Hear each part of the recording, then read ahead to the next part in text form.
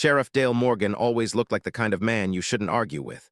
Broad shoulders, mirrored sunglasses even indoors, and a jaw that clenched whenever someone took too long to answer his questions. People in Willow Creek learned to lower their eyes when he walked in. But that Tuesday afternoon, in the faded blue light of Hank's diner, there was one person who didn't look away, because she was too busy trying not to cry. Sophia wiped the same spot on the counter over and over, the white cloth moving in tight, nervous circles. She was in her early 30s, dark hair pulled back in a messy bun, the cheap elastic starting to fray. Her name tag was chipped, the I in Sophia almost completely worn off.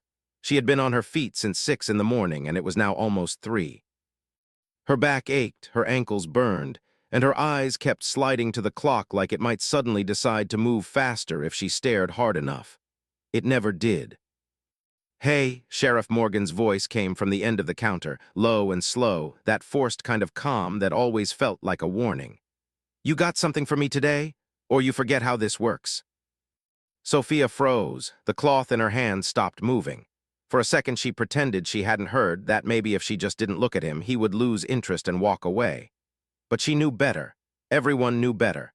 In a town of less than 3,000 people, secrets didn't stay secrets, especially not when they belonged to men in uniforms. She turned, forcing the corners of her mouth up into the kind of smile that never quite reached her eyes. "Afternoon, Sheriff," she said softly. "Hank S. not here. He just stepped out too."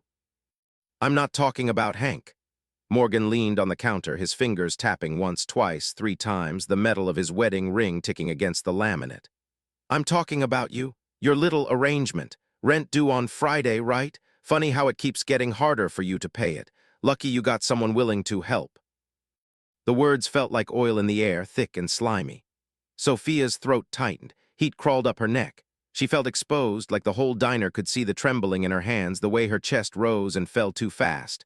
Only 3 customers sat scattered across the room, a tired truck driver nursing a black coffee, an older couple sharing a slice of pie, and none of them looked up. That was how it worked in Willow Creek. See nothing, hear nothing. Hope trouble doesn't notice your name. "I told you," Sophia whispered, stepping a little closer so no one else could hear. "Last week was the last time. I can't keep." "You can't," Morgan repeated, his mouth twisting into a half-smile that never reached his eyes. He straightened and slowly removed his sunglasses, revealing cold blue eyes that had seen a lot and cared about very little. "Sophia, this is a small town. Your brother's record, your late payments, your little side jobs delivering food after your shift, none of that looks good to a judge. You want your landlord calling me again. You want social services asking why you're working double shifts and still behind on everything." Her heart thudded so hard she thought he might actually see it through her uniform. He always did this. Took her worst fears, the quiet panic she carried in her chest every day, and dragged it out into the light like some kind of trophy. Her 8-year-old daughter, Anna, flashed through her mind, small hands coloring at the kitchen table, hair in messy braids, the way she whispered, "Mommy, you look tired," with worried eyes that were too old for her age. Sophia had promised herself she would protect that little girl from men like Morgan, but protection cost money, and money never seemed to be on her side. "I'm doing my best," she said, and she hated how small her voice sounded. "I'm not asking for trouble. I just want to work, go home, take care of yourself." He pretended to think about it, then laughed under his breath. "No, you want to take care of everyone else first. That's your problem. Your drunk brother calls, you send money. Your neighbor's kid needs a babysitter, you never say no. People like you, Sophia, you think kindness is gonna save you. It won't. Not here, not with me." The way he said it sliced through her, because some part of her knew he was wrong. She had to believe he was wrong. Her grandmother's voice from long ago came back to her, soft Spanish over the clatter of pots and pans. "La bondad siempre vuelve, maybe not today, maybe not tomorrow, but it comes back. Kindness always comes back, my girl." But right now, all that kindness had left her was exhausted, broke, and standing in front of a man who used his badge like a weapon. Morgan reached into his pocket slowly, eyes never leaving hers. He pulled out a folded notice, white paper, bold black letters, slid it across the counter with 2 fingers. Sophia didn't have to open it to know what it was. She had seen too many like it. Warnings, threats, recommendations from people with power pretending they were just doing their job. "You're behind 2 months on rent," he said calmly. Your landlord is nervous, wants to file. I told him I'd suggest another option, something more personal. You come see me tonight, we work something out, I make sure this never hits a judge's desk. You tell me no again, I file this myself. I make sure your name stays on every list that matters. You'll lose this job before you even realize it's gone. Sophia swallowed hard. For a moment, the sounds of the diner blurred, the hiss of the grill, the low murmur of the radio, the soft clink of silverware. It all faded under the roar of her own pulse in her ears. Anger flared in her chest, hot and wild, so strong it scared her. She imagined grabbing the coffee pot and throwing it in his face. She imagined screaming loud enough that the whole town would have to hear. But then she saw Honor again, curled up on their small, beat-up couch with a blanket and a cartoon, completely unaware of just how fragile their world really was. "I'm not going to your house," she said more firmly this time. Her voice shook, but there was something steady beneath it, a line drawn in sand. "I'm not doing this anymore." Morgan's eyes hardened. That false smile vanished. For the first time, the mask of friendly small-town sheriff slipped, and she saw what lay underneath: contempt, pure and simple. "You think you have a choice," he said quietly. "You think anyone in this town is going to believe you over me? I write one report, say I found pills in your car, that you were acting strange. They'll take your kid before you even understand what's happening." The blood drained from her face. "You wouldn't," she whispered, even though she knew deep down he absolutely would. He leaned closer, his breath warm and sour with coffee. "You don't tell me what I would or wouldn't do. That's not how this works. You show up at my place at 9. You knock twice, not 3 times. You keep your eyes down. You're polite. Or," he tapped the notice, "this goes from conversation to evidence, and once it does, I can't help you anymore. Understand?" Every part of her wanted to spit in his face, to say loud enough for everyone to hear, "No, I don't understand, and I won't do it." But her tongue felt like it weighed 100 pounds. The truck driver at the corner table glanced up, saw them, then quickly went back to his phone. The older couple stared at their pie like it held the secrets of the universe. No one spoke. No one moved. Silence wrapped around her like a wet, heavy blanket. She didn't know yet that someone had walked into the diner a few minutes earlier, quiet as a shadow. That a tall man in a plain black cap and worn leather jacket had slipped into the back booth, head down, trying to disappear like any other traveler hiding from the world. That he had recognized the sheriff's tone long before he understood the words. That his name, though no one had noticed him yet, was Keanu Reeves. All Sophia knew was the weight of the moment pressing on her chest. She had spent her entire life trying to be good, to be kind, to help more than she hurt. And now here she was, cornered by a man who mistook kindness for weakness and thought fear was a language everyone would obey. Her throat felt raw when she finally forced the words out. "If I say no," she whispered, eyes shining with tears she refused to let fall, "are you really going to try to take my daughter from me?" Morgan studied her for a long, cruel second, as if he was enjoying the way the question trembled in the air between them. Then he smiled, slow and cold, and opened his mouth to answer, just as a chair scraped loudly across the floor behind them, and a calm, quiet voice from the back of the diner cut through the heavy silence. "I think she just said no," the voice from the back booth carried across the diner, calm but edged with something that made people look up without meaning to. It wasn't loud. It didn't need to be. It just landed. Every head turned. Sophia's spine went rigid. Her first instinct was panic. Someone had heard, someone had seen. That could be good, she thought wildly, or it could make everything worse. Her gaze followed the sound and found the man standing near the back booth, hands loose at his sides, expression unreadable. He wore a plain black cap pulled low and a simple worn leather jacket, the kind any traveler might own. But there was something about the way he stood, rooted, steady, like he'd spent a lifetime walking into storms and refusing to move. That made the air shift around him. The truck driver's mouth fell open. The older woman with the pie reached for her husband's arm, eyes suddenly wide. Sheriff Morgan didn't flinch at first. He turned slowly, eyebrows already folding into a scowl, annoyed that anyone had dared interrupt him. "Sir," he began, his voice carrying that sharp warning edge again, "this is a private conversation. Finish your meal and stay out of." His words stalled mid-sentence. Recognition flickered in his eyes, then confusion, then a kind of tight disbelief. Because the man now walking toward the counter, cap still low, was a face Morgan had only ever seen on movie posters and late-night talk shows. Keanu Reeves stopped a few feet away, close enough that Sophia could smell the faint scent of rain and motor oil on his jacket, like he'd just come in off a long, quiet road. He didn't take off his cap. He didn't smile. He just looked from Sophia to Morgan and back, taking in the tension, the paper on the counter, the way her hands were still shaking even though she tried to hold them steady. "Did I misunderstand?" Keanu asked softly, directing the question at Sophia, not at Morgan. His voice was gentle, but there was no uncertainty in it. "Sounded like you were saying no, sounded like that should be enough." Sophia stared at him, her mind struggling to catch up. For one dizzy second, she thought she was imagining it. He looked tired, like he'd been on the road for hours, maybe days. There were faint lines at the corners of his eyes that the camera usually softened. He looked human, not the untouchable figure from screens and interviews, but a man who'd seen his share of grief and kept walking anyway. She opened her mouth. Nothing came out. Morgan recovered quickly, forcing a laugh that didn't sound quite right. "Listen," he said, lifting his hands in a mock-friendly gesture. "I don't care who you are or who you think you are. This is a local matter. I'm the sheriff here. You're passing through. Have your coffee, sign a napkin, whatever people usually ask you for, and let me do my job."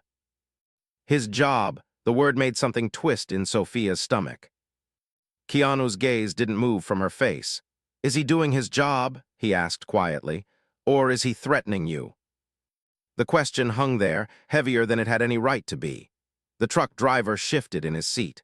The older couple exchanged a look, like something long asleep in them was being nudged awake. Fear flared in Sophia again, but this time it tangled with something else. Shame. She hadn't asked for this. She didn't want a scene. She didn't want Keanu Reeves, of all people, staring at her with those gentle, steady eyes like he could see right through the armor she'd built out of tired smiles and quiet, "Yes, sir, S." "If you'll excuse us," Morgan cut in, voice tightening. "Miss Alvarez and I have an understanding, don't we?" His eyes flicked to her, a silent command bearing the weight of years of intimidation. Everything in Sophia constricted. This was how it always went. You swallowed it. You smoothed it over. You told yourself you were protecting your child, your job, your fragile hold on stability. You convinced yourself that silence was safer than truth. Her grandmother's words flickered again at the edges of her mind. La bondad semper viuelve, but kindness, she was starting to realize, wasn't just being nice. Sometimes it was telling the truth, even when your voice shook, especially then. She inhaled slowly, feeling the air scrape at her lungs. "We don't have an understanding," she whispered. Morgan's head snapped back to her. "What did you say?" She flinched but didn't look away this time. Her heart raced so hard she felt lightheaded, but there was something unfamiliar in her chest, something that felt almost like courage, small, trembling, but real. "We don't have an understanding," she repeated louder now.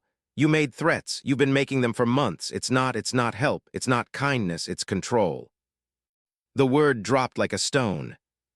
Control. Keanu's eyes softened, just a fraction, like he recognized that word too well. Morgan's face, meanwhile, went a dangerous shade of red. "You mind your words?" he hissed. The easy drawl was gone, stripped away. This was the voice people heard on the side of a dark highway, pulled over with their taillights blinking. "You start accusing an officer of the law of something like that, things get real messy for you real fast, Sophia." He leaned closer, lowering his voice so only she and Keanu could hear. "You think the judge is gonna listen to the waitress with the brother in and out of prison, or the man who's been protecting this town for 15 years?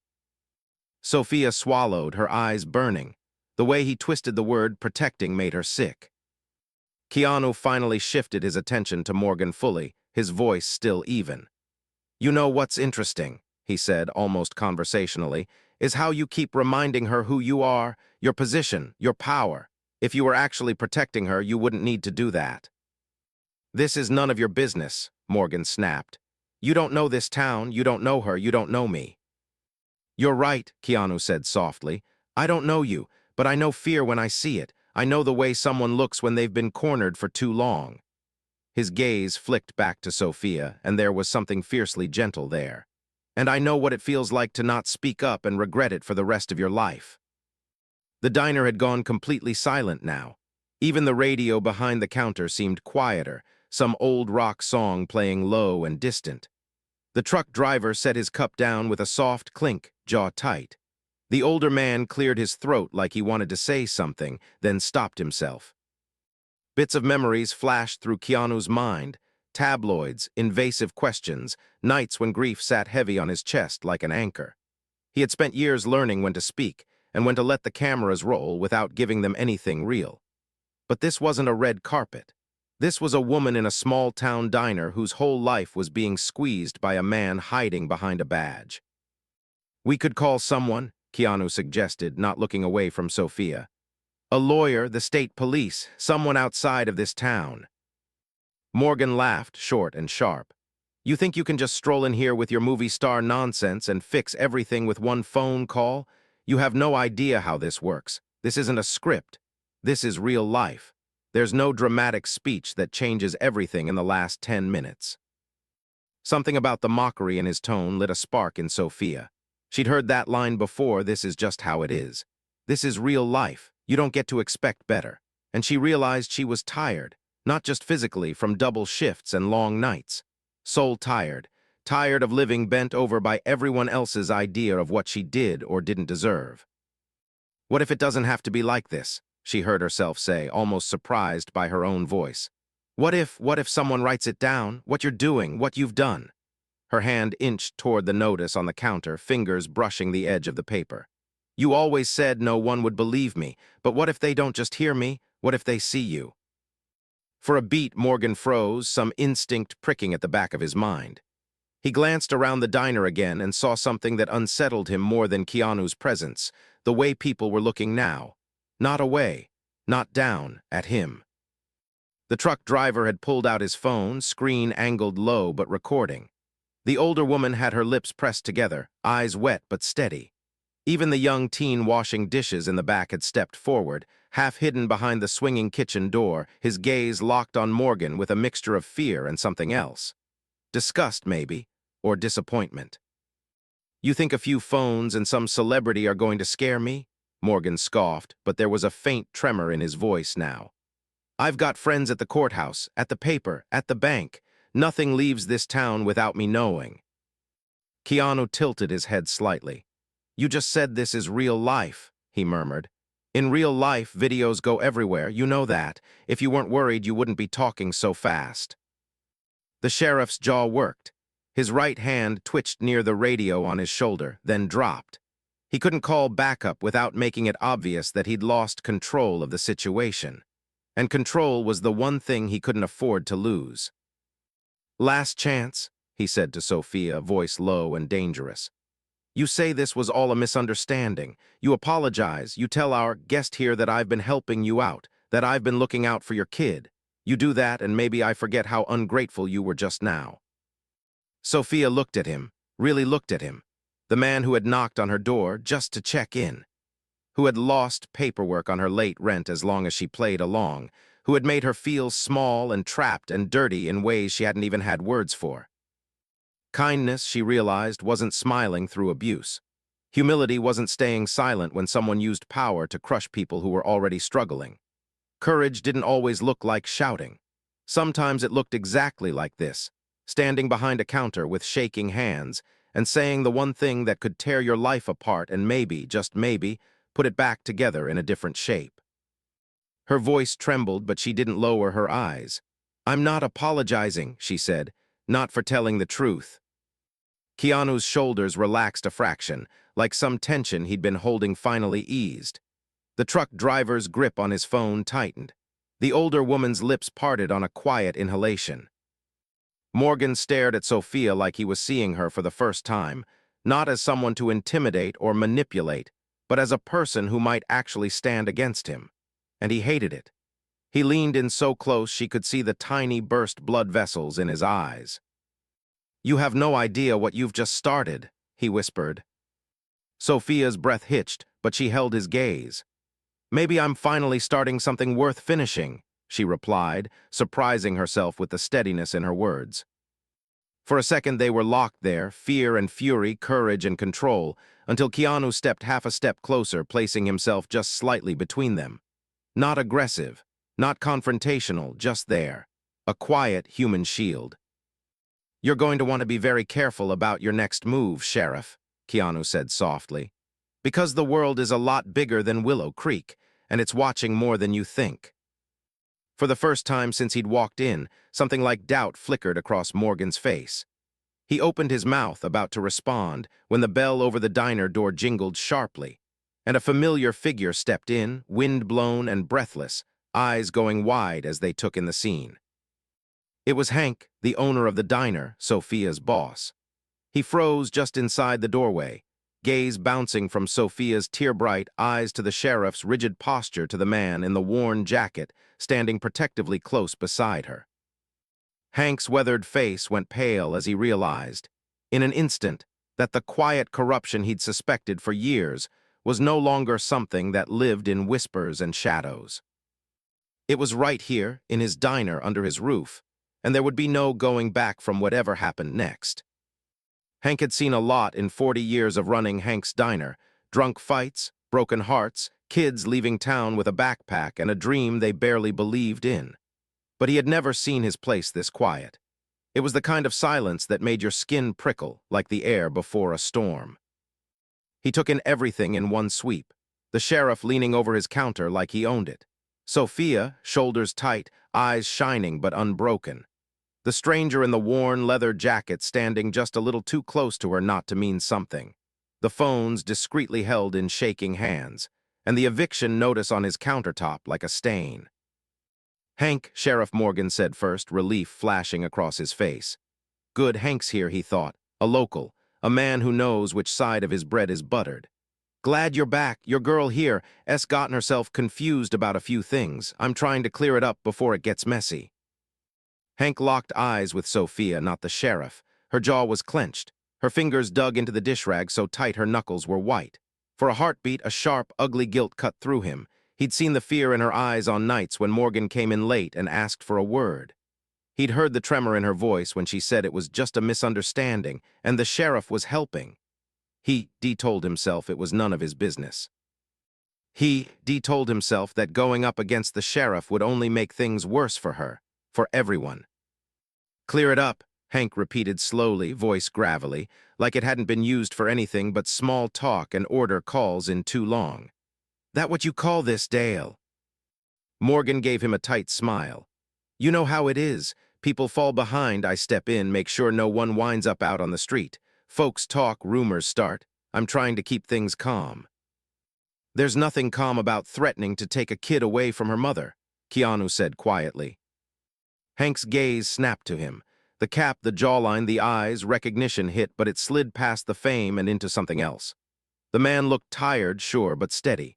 There was no performance in his posture, no show, just a kind of watchful sadness, like he'd seen this story before and was praying for it to end differently this time.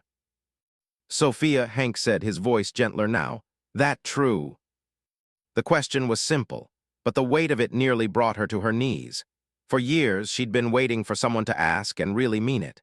Not the way social workers did with their forms and checklists. Not the way nosy neighbors did, fishing for gossip. But like this, direct, concerned, leaving room for her to finally tell the truth. She felt every pair of eyes on her. She felt the years of biting her tongue, smoothing things over, saying, "No, it's fine, the sheriff's just doing his job." Her stomach knotted so tight it hurt. If she said yes, there was no stuffing the truth back into the dark. No pretending it was all in her head. She thought of Honor again, sleeping with her stuffed lion clutched to her chest, whispering prayers in Spanish she'd half invented. "Mommy, are we okay? Mommy, are we safe?" Lying hadn't kept them safe. It had only kept them silent. "Yes," Sophia whispered, the words scraping out of her like it had been lodged there for months. "He threatened me. He said he'd file false reports, that I'd lose my job, that I'd lose my daughter." The diner seemed to exhale at once. The older woman at the table gasped softly, her hand flying to her mouth. The truck driver muttered something under his breath that sounded a lot like a curse. The kid from the kitchen stepped fully into view now, face pale but eyes blazing. Hank's jaw tightened. Something old and stubborn rose up in him, a bone-deep anger that men like Dale Morgan could walk into his place and act like people were props in their own story. "I never said," Morgan began quickly. "You implied it," Keanu cut in, still calm, still controlled. "You said the judge would believe you over her. You said you could make sure her kid was taken away. That's what you meant, isn't it?" The sheriff shot him a look full of pure, undiluted hate. "You don't know anything about how this town runs," he snapped. "You come in here, what, on a road trip, trying to feel normal for a day, and you think one righteous speech is going to fix a system you don't even understand." Keanu didn't flinch. "You're right," he said, and the honesty in his voice made Morgan falter. "I don't understand everything about this town. I don't know all the politics or the grudges or the favors, but I know what abuse of power looks like. I've seen enough of the world to recognize it from across a room." He paused, then surprisingly smiled for the first time, a small, sad curve of his mouth, humorless but not cruel. "And for what it's worth," he added quietly, "I don't want to give a righteous speech. I just don't want to leave here tonight knowing I watched someone get crushed and did nothing." Sophia stared at him, something tight in her chest loosening just an inch. She wasn't used to people saying things like that about her pain. Most people looked away, the way you'd look away from a car wreck you didn't want to feel responsible for. Hank braced his hands on the counter, leaning forward. "Dale," he said, dropping the usual sheriff. "I've known you since you were 14, bouncing checks at my jukebox. I watched you grow into that badge, thought maybe you'd be the kind of man who used it right. But if even half of what she's saying is true, you're not protecting this town. You're poisoning it." "You should be careful what you accuse me of," Morgan said, his voice going soft and deadly. "Slander's a crime, interfering with law enforcement, too." "Law enforcement," the kid from the kitchen spoke up, voice cracking with nerves but pushing forward anyway. "You mean like when you pulled my cousin over last year and lost the footage from your dash cam after you slammed him on the hood for asking why?" Morgan's head snapped toward him. "You watch yourself, boy." The truck driver rose from his seat, the chair scraping loudly. He was a big man with broad shoulders and the kind of weariness that comes from too many miles and not enough sleep. "No, I think you're the one who needs to watch yourself," he said, pulling his phone fully into view now, red recording light on. "I've been listening since you walked in. You're done talking in the dark, Sheriff." For the first time, Morgan looked cornered, really cornered. It wasn't just Sophia and some stranger anymore. It was the room. The people he'd relied on to stay quiet, to look away, to shrug and say, "That's just how it is." "You all think this is courage," he scoffed bitterly. "You're hiding behind phones and movie stars. When he leaves and that footage goes missing, when the headlines move on, I'll still be here. Remember that." "Maybe you won't," Keanu said softly. The words hung there, not a threat, not a challenge, just a possibility whispered into the room, dangerous because of how calm it was. Sophia swallowed, looking at Hank. If I file a report," she said, her voice trembling again, "if I tell the state police or someone higher up, can you back me up? Will you?" Hank looked at her like she just asked if water was still wet. It hit him hard, how little she trusted anyone to stand beside her, how alone she'd been in this. "Yeah," he said, simply firmly. "I will. I should have done something sooner." His eyes cut to Morgan, sharp and unflinching. "That's on me." Old humiliation flooded Morgan, memories of being the poor kid everyone underestimated, the one with old sneakers and a chip on his shoulder. He had sworn, the day he pinned that badge to his chest, that no one would ever look down on him again. Somewhere on the way to keeping that promise, he'd become the thing he used to hate. "You think you're all heroes now," he said coldly. "You think because some actor strolls in here and plays savior, you're going to change everything? You won't. System's bigger than you, bigger than me." "You're right," Keanu said again. "The system is big, it's slow, it's flawed, but it moves. And sometimes it starts with one person saying, 'This is wrong,' and someone else saying, 'I believe you.'" His eyes rested on Sophia. "That's how every real change I've ever seen has started, small, scared, but honest." Sophia's throat burned. She thought of how many times she'd stayed late to clean the diner so Hank could go home early, how many free coffee refills she'd given to people who looked sad or lonely, How many times she'd lent money she didn't have to her neighbor when their heat got cut off. Kindness had always been her default, her only real defense against the hard edges of the world. But it had never felt like a weapon before. Now, standing here with people quietly aligning themselves at her side, it did. "You always said no one would believe me," she told Morgan, her voice gaining strength. "You counted on that, on people being scared, on us thinking we were too small to matter." Her hands didn't shake now when she picked up the eviction notice. She folded it once, twice, the paper crackling loud in the silent room. Then she set it back down and